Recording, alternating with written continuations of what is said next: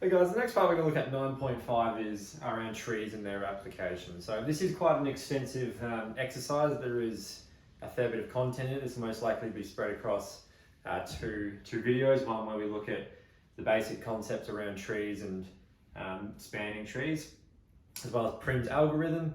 And then the second video will be focused on Dijkstra's algorithm, another way of calculating the minimum spanning tree. But before we get to that, we do need to go through a few definitions. What we've looked at so far, all our graphs and networks, we've called them just that, defined them as such. They are simply graphs. Subgraph is something that we haven't seen yet. It's simply basically a smaller graph inside a larger one. So as a bit of an example,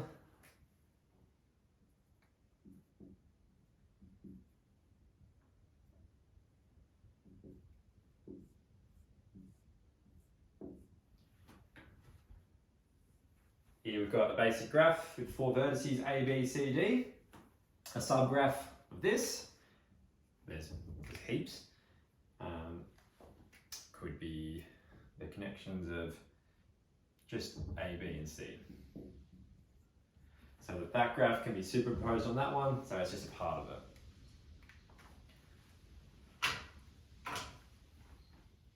Just a little definition there, it's a smaller section of a larger graph.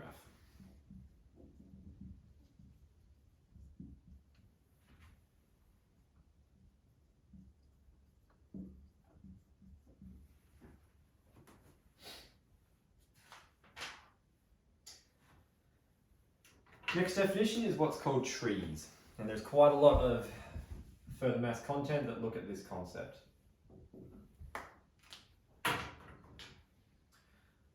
Alright, a tree is a type of subgraph. It's a connected one, so all vertices have to be connected to the larger graph somehow.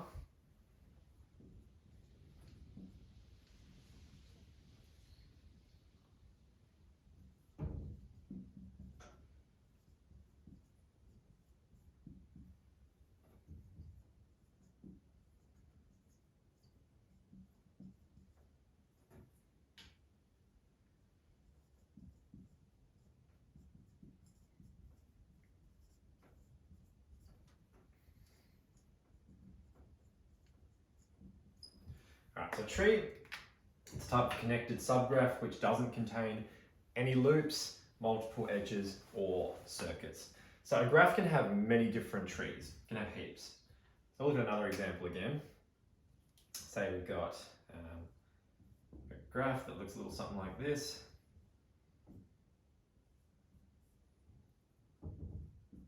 It's got 5 vertices, a whole bunch of connections.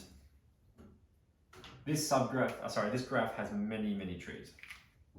As long as all vertices are included, as long as they're all connected somehow, and as long as we don't, when we redraw it, use any loops, multiple edges, or circuits. So one example would be this. So if I'm drawing a tree, best way is just to redraw the vertices and then connect them up any which way.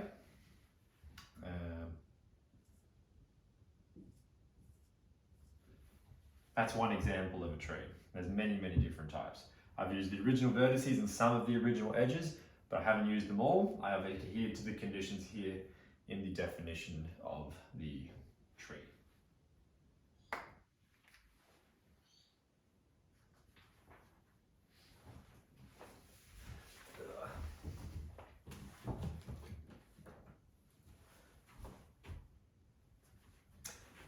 Right, the next part is to use these couple of concepts and work out some distances within our graphs. What we're going to look at with this topic is weighted graphs, where we have values on the edges. These have some practical applications, whether they're distances between towns or that sort of thing.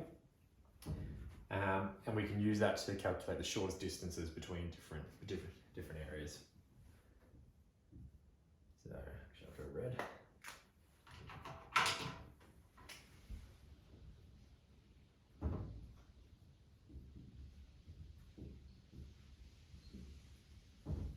So look at the shortest paths problems.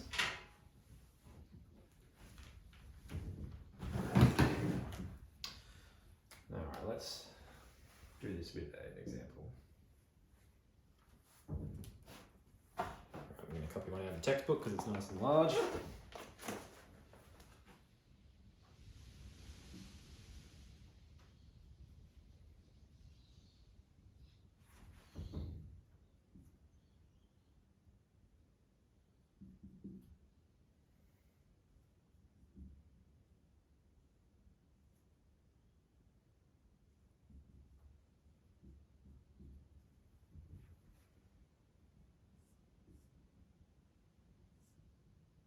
A lot of times with these ones we do get quite sizable graphs.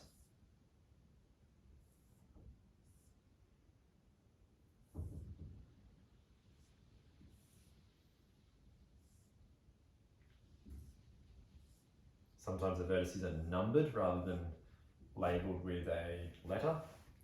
Depends on the question we've been given.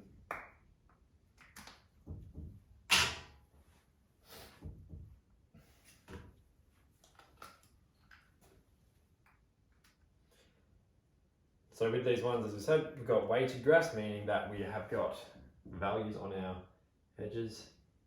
Sometimes this will be contextual, whether it's, as I said, distances or times.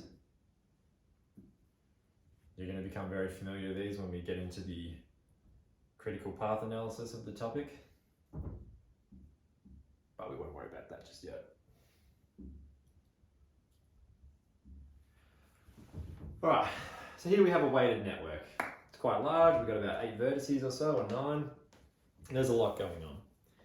What we want to essentially do here is, often we'll get questions that say, find the shortest distance between A and I, or find the shortest distance between C and H, or the quickest way to get there. That's where we use the values on the edges. With the shortest paths problems, it's a bit of a step-by-step process. Normally we're trying to go from one side to the other, or wherever the question says, and it's pretty straightforward. It can be really just a trial and error sort of process, but typically at our starting vertex we usually follow the smallest valued edge because we want to find the shortest path problem, and we just try a few different routes to get to where we need to go. All right, so if we're wanting to get from A to I, there's a number of paths that we can take.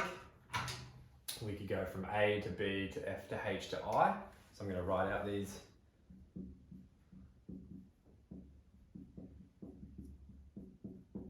So that's one possible route we could take. So the total distance or time, depending on the question, is 4, 11, 16, 19.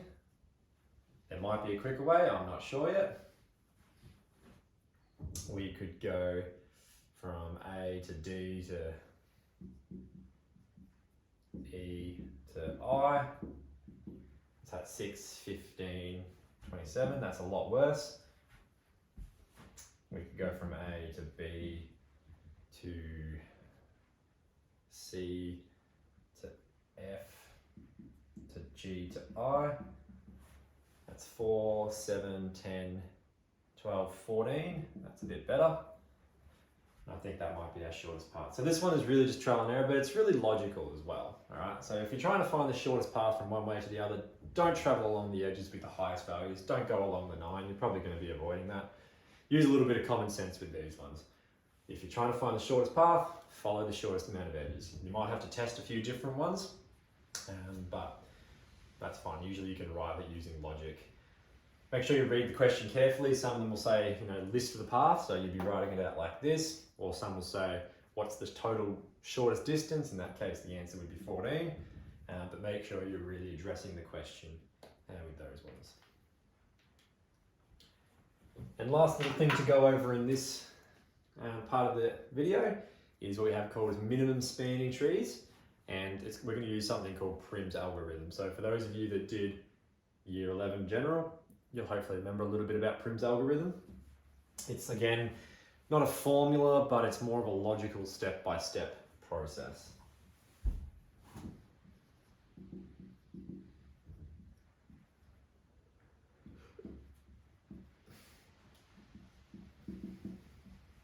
Yeah, it's just started raining. Beautiful.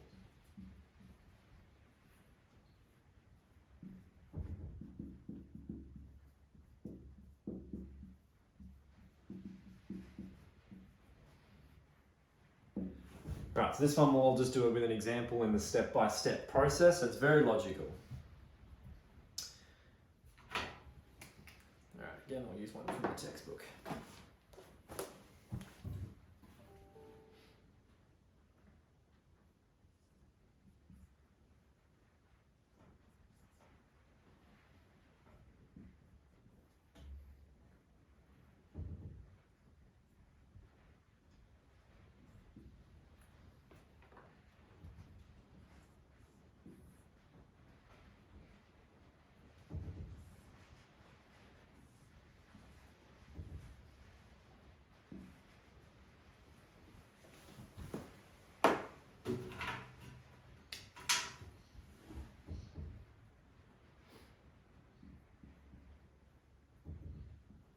This is a fairly small example. You can get really big ones, like more that size with these, but as long as you apply the step-by-step process we're about to go through, it works out the same.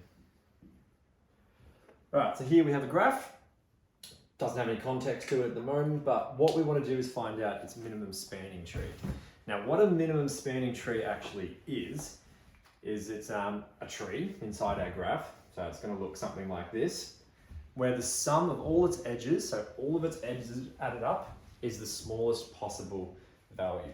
So kind of similar to shortest path problems, but what we're going to be doing is connecting these up with a bunch of the pre-existing edges, and the sum of all the edges is going to be a tree.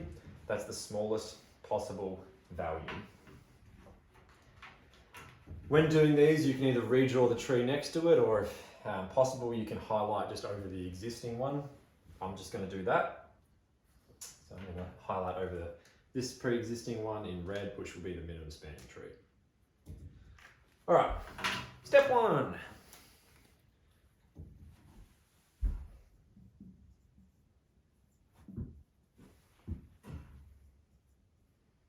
Choose the smallest valued edge.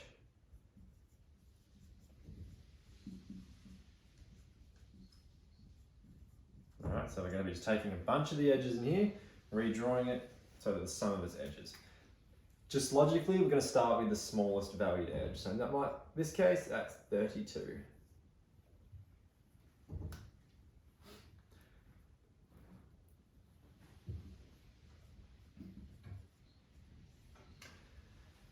All right, from there, so we're going to be connecting all of these up somehow.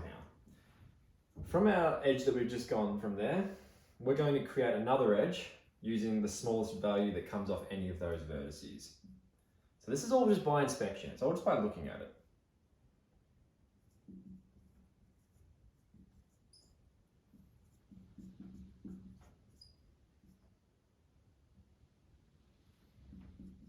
So from the vertices, choose the next lowest value. And after this, it's essentially just a repeat. So from here and here, my next lower edge is that one. I wouldn't choose the 75 and 100 because I'm finding the minimum. I want the smallest value. And from there, we just keep continuing this process until all the vertices are in our tree. So the next lowest would be 45, so I'm going to connect that up. And finally, my next lowest is this 50 here, so I'm going to connect that up.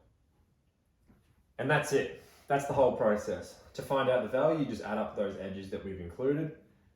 We wouldn't include this 75 because if I put an edge there, what I now have is a circuit or a cycle, which means by definition it's not a tree anymore. So step 3 is just keep repeating until you have a tree.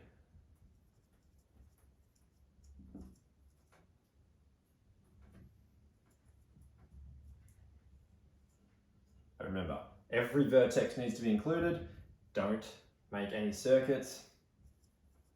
Make sure you have the smallest value. And remember, it's a logical thing. Go back and have a look at the end. Does this make sense? You know, if this was actually 20 instead of 100, it should probably be included in my minimum spanning tree, because I want to find out the sum of all the edges of the smallest valued tree. So there'll be a second video that goes along with this one, which will look at Dijkstra's algorithm, another way of finding the minimum spanning tree. Occasionally you'll get a question which asks for the maximum spanning tree. Same concept, just highest valued edges, not lowest. All right, thanks guys.